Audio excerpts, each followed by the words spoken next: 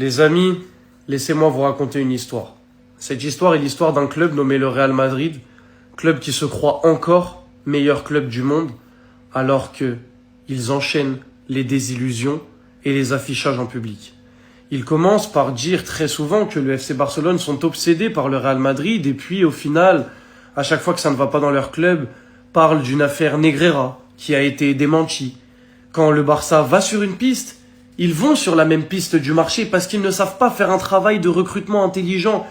Ils se basent sur le nôtre pour ensuite faire leurs offres, pensant que la vie est un marché, en fait. La vie n'est que marché. Suite à ce communiqué officiel désignant l'offre faite pour la piste qui était celle du FC Barcelone à la base, l'autre club rival vient les vanner, comme des moins que rien, avec seulement des smileys qui rigolent. Là où ils avaient été un petit peu plus créatifs pour le Barça, là ils viennent, ils les vannent juste comme ça. Et ils enchaînent avec un communiqué pour les enfoncer plus bas que terre, avec 4 points. Vous avez coupé la vidéo du pape où il disait qu'il était aussi fan de l'Atleti, ça je sais pas ce que ça a à voir là-dedans. Vous devez avoir confondu éthique et gratitude, mais pour lever tout doute, nous ne vous remercions de rien. Nous n'étudions ni ne considérons aucune offre pour Julián Álvarez. Comment pourrions-nous ne pas nous entendre alors que vous nous faites plus rire que Barcelone?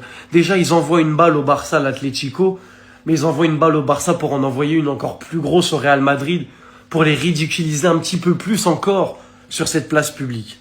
Florentino Pérez, qui est le président du Real Madrid à l'heure actuelle, Washed, on peut le dire, avait en tête une offre de 150 millions, nous a fait mijoter en disant mais qui ça va être, quel crack du football mondial, pour au final aller sur quelqu'un qui a rebondi seulement quelques heures après en informant qu'il ne souhaitait que le Barça.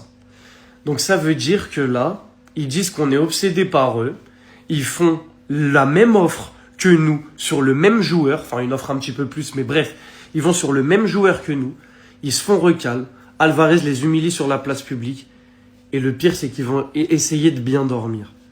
Mais si j'étais fan du Real depuis 2 ans, mais je peux vous dire que j'aurais fait des nuits blanches, elles auraient été terribles. Voici l'information qui dit que Simeone ne retiendra pas Alvarez. Diego Simeone ne fera pas obstacle à un départ de Julián Álvarez cet été. L'entraîneur argentin ne souhaite pas conserver des joueurs qui n'ont plus envie de rester. Et ça, c'est la marque de tous les grands coachs. Pour moi, Simeone est quand même un grand coach en réalité. Voilà, si on se veut être objectif, c'est un grand coach. Et ce genre de déclaration-là ne m'étonne pas vis-à-vis de lui parce que n'importe quel grand coach dans n'importe quel grand club, il ne garderait pas un joueur contre sa volonté parce que c'est contre-productif. Je sais pas en quelle langue il faut que je le dise, mais il y a rien de plus logique que ça. Genre quand je vois ce genre d'informations, je me dis pas waouh, ça m'étonne. Non, je me dis juste que le coach est compétent, il a la tête sur les épaules, il veut construire un projet et tu ne construis pas un projet avec quelqu'un qui n'a pas envie d'être avec toi. C'est totalement logique. La marque des grands. Maintenant, on a eu des informations aussi qui circulent comme quoi Alvarez a demandé à Simeone d'appuyer son départ, mais il va le faire. Si ce n'est déjà fait. Pour moi, Simeone l'a déjà fait. Il a déjà dû dire à Madrid, écoutez, moi en tant que coach, je veux un groupe solide qui veut s'entraider, évoluer ensemble, aller chercher des trophées à l'avenir ensemble et pas un qui a des envies d'ailleurs, qui se sent oppressé, être obligé de rester une saison de plus au club et tout. C'est sûr ça que Simeone a dû faire part de cet avis à l'Atlético Madrid. Maintenant, c'est vrai que les négociations sont au point mort, ça ne fait plus de bruit, il n'y a pas grand chose en termes de nouvelles. Hâte de voir comment tout ça va être débouché. Est-ce que d'un coup, on aura une nouvelle offre, une deuxième offre de Barcelone qui n'a toujours pas vu le jour. Il prépare cette offre, mais il n'y a toujours rien pour le moment. À part la première que nous avons envoyée de 100 millions, qui n'a même pas été reçue, je crois, par l'Atlético Madrid. Elle s'est perdue en route tellement que le club ne l'a pas considérée. Ils l'ont pas regardé. Franchement, ils ont laissé un vu. Voilà, on leur a envoyé par mail, apparemment, de ce que j'ai vu. Le Alemani, là, il a dû voir le mail. Il a même pas ouvert. Il a laissé le mail non ouvert. Enfin, voilà, quoi. Elle n'a pas été considérée. Le Barça préparerait une deuxième offre. Hâte de voir à quel montant s'élève-t-elle. Est-ce que c'est le fameux joueur mystère par rapport à l'information d'hier? 160 millions, j'ai vu qu'il y en a beaucoup qui ont grincé des dents en me disant mais jamais de la vie 160 millions pour Alvarez en fait. Je sais bien que c'est une grosse somme, les heures à venir, plutôt les jours voire les semaines à venir, vu comment c'est au point mort et que la Coupe du Monde approche à grands pas, ça m'étonnerait qu'on ait des nouvelles qui fassent avancer le dossier rapidement. On aura certainement toujours des petites informations qui se répètent. Cela permettra d'un côté à l'Atlético Madrid d'asseoir entre guillemets sa dominance dans le dossier en disant non, nous on veut pas négocier, on considère pas votre première offre et tout.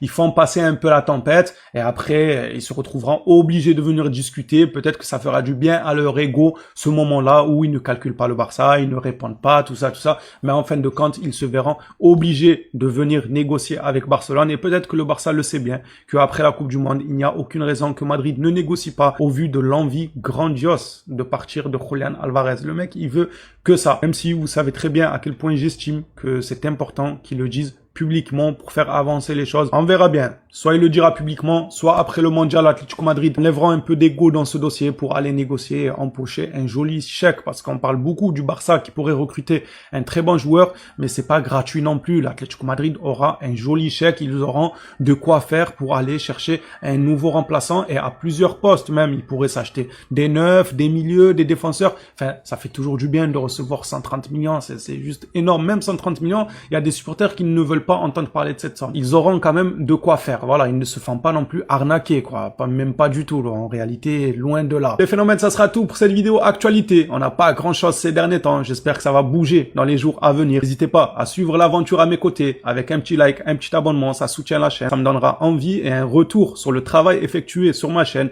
Merci à tous ceux qui le feront. On s'attrape à la prochaine vidéo sur le Barça. D'ici là, prenez soin de vous, les Blaugrana.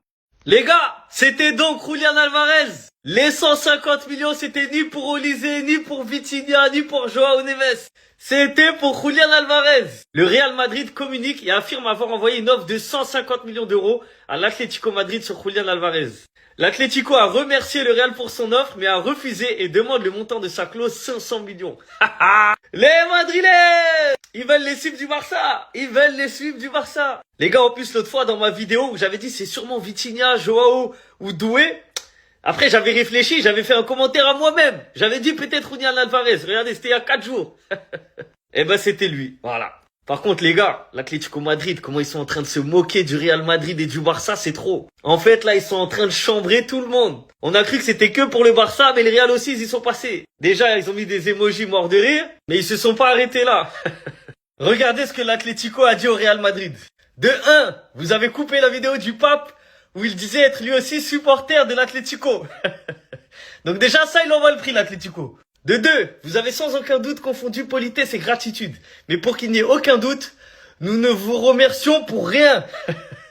De 3, nous étudions ni envisageons aucune offre pour Julián. Et de 4, alors là, celle-là, c'est la meilleure. Comment ne pas s'entendre alors que vous faites rire encore plus que le FC Barcelone. Non, vraiment, l'Atlético, ils ont pas de cœur. Le community manager, il a aucun cœur. Il a mis une gifle au Barça, gifle au Real, comme ça. Gratuit. En tout cas, l'Atlético Madrid, ils veulent pas le lâcher, hein, parce que là, une offre officielle de 150 millions. Ils refusent. Ils veulent combien? 180? 200?